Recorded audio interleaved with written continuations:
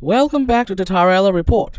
Today, I want to talk about a very important topic as the West inevitably heads into a new political landscape with the departure of President Trump and the arrival of President Biden. But let's start with the disagreement between James Lindsay and Helen Pluckrose, two authors who rose to fame in the anti-critical theory scene in 2020, with the publication of their book Cynical Theories. Anyway, in recent months, Lindsay has become increasingly conservative aligned, including his support for Trump, and Pluckrose has become uncomfortable with some of his opinions, which has become the basis for the disagreement. This, I think, mirrors a similar split in the anti-critical theory community leading up to the election. One of the publications in the anti-critical theory scene interviewed a bunch of big names in the scene and found that they were almost evenly split between Trump and Biden. Interestingly, each camp strongly believed that having their candidate in office would be better for combating critical theory and restoring free speech and free debate. Similarly, places like the IDW subreddit were split between Trump and Biden supporters, arguing on an almost daily basis along similar lines. Back then, I thought this was only going to be temporary, because the election would be over soon, and whatever the outcome, we would all move on. However, it is now clear to me that this rift goes much deeper, and is likely going to be even more exposed during the Biden era. You see, the anti-critical theory movement has a liberal and moderate wing and a conservative wing. Liberal, in this sense, means a classical liberal approach to social issues, which is certainly different at times from the conservative approach, as we saw during the gay marriage and video games debates some time ago. The movement even has a socialist wing, made up of old-school so-called class reductionist socialists, even though in real life they tend to be quieter on cultural issues. Anyway, I guess we can't expect these wings to agree with each other on things outside critical theory and postmodernism, given their different politics. Realistically, they would just have to agree to disagree a lot of the time. I mean, I've enjoyed a lot of what James Lindsay has had to say about postmodernism and critical theory, its history, its current impact, its threat to things like free speech. He really is an expert on these things. But a brief glance at his Twitter feed would reveal that he has many opinions outside of opposing critical theory, and I simply disagree with more than two-thirds of those opinions. This is unsurprising, given that I am a liberal, and Lindsay is a conservative. Liberalism and moderatism are reformist, while conservatism is more hesitant and even reactionary at times.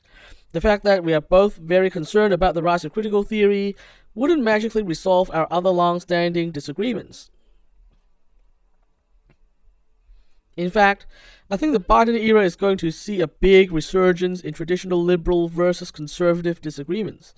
You see, while I'm not a fan of Trump, I have to give him some credit for cutting across traditional divides, because he is such a heterodox figure. Trump was certainly divisive in his own right, but ironically, his presence put a brief pause to many of those decades-old liberal versus conservative arguments. However, Biden is now in charge, and his politics is deeply rooted in old-school establishment liberalism. And it's not just Biden. His opposition is also going to be made up of mostly establishment Republicans in both Congress and the media, and these people also think in the establishment liberal versus conservative mold. Therefore, I think we are going to see politics argued and divided more like during the Bush era or the Clinton era. So we're talking about rewinding at least 13 years politically. You know, back to when liberals and conservatives disagreed on things like gay marriage. Of course, we won't be revisiting gay marriage, but it will be some similar things. These things, whatever they may be, will take up the lion's share of attention in the mainstream consciousness. And I guess people like James Lindsay and people like myself aren't going to agree on a lot of them.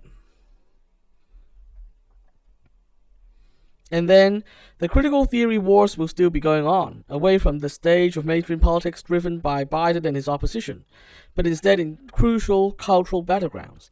And we all know that politics is ultimately downstream from culture, so these battles, waged away from the spotlight of mainstream media, are going to have major consequences sometime in the future. The outcome of these battles are going to determine the future of free speech, free debate, science versus postmodernism, indeed the shape of Western civilization itself in the future. So it's really important that, even though we are going to be divided on many mainstream political issues, and that the disagreement is legitimate and real, we don't lose sight of the bigger critical theory threat.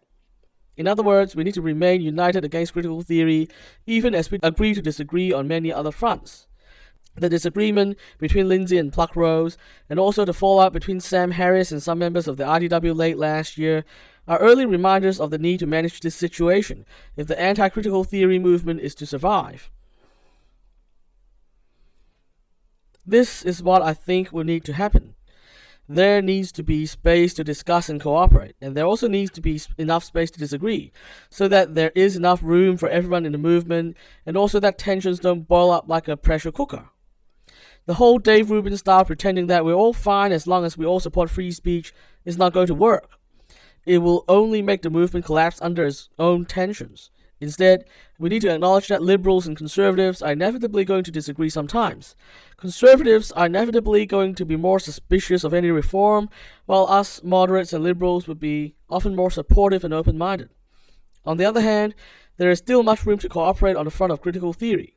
Therefore, for the sake of our collective future, liberals will need to resist the tendency to cut off conservatives for disagreeing and vice versa. I promise I will continue to converse with people I don't agree with on everything, and everyone needs to do the same. After all, it's demanded by our commitment to free speech and rational debate. The other problem is that some conservatives may overly read critical theory into liberal reforms where there is none. This may strike many moderates and liberals to be a move in bad faith.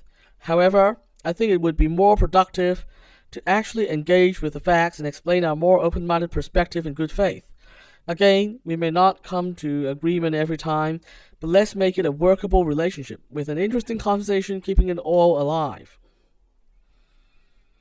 That's all for today. I'll be back next time to discuss another big idea. Subscribe if you want to follow my conversations with other thinkers across the cultural and political spectrum. And remember to resist conformity and stay positive. The world depends on it.